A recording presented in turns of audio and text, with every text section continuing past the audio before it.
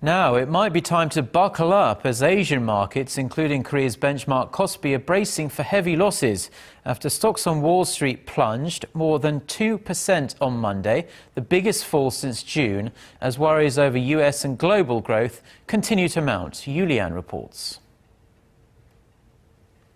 Fresh concerns about the strength of the global economy on the back of weaker than expected data out of the United States and China sent stocks tumbling. Taking a cue from overnight losses on Wall Street, the Korean KOSPI dived below the 1900 mark upon opening Tuesday morning, falling 1.2% to 1896.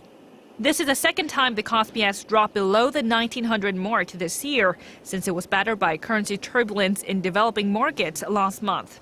U.S. stocks suffered their worst drop since June on Monday, with the Dow Jones Industrial Average tumbling 326 points, or 2.1% to 15,372. The S&P 500 and the Nasdaq slumped 2.3% and 2.6% respectively.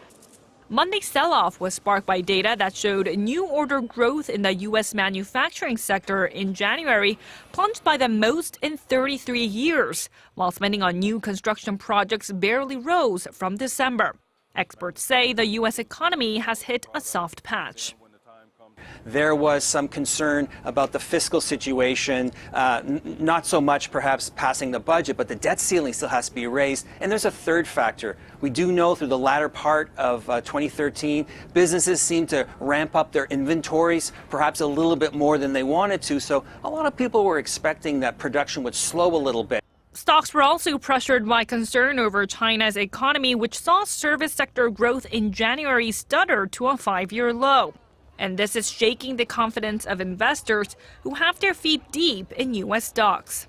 Most investors have about 80% of their equities in U.S. equities and also have anywhere from 60 to 80% of their total portfolio in stock, which is far too concentrated. With the U.S. Federal Reserve expected to further taper its massive stimulus program over the coming months, looks like the market uncertainty is here to stay for the time being at least. Yoo Li-an, Arirang News.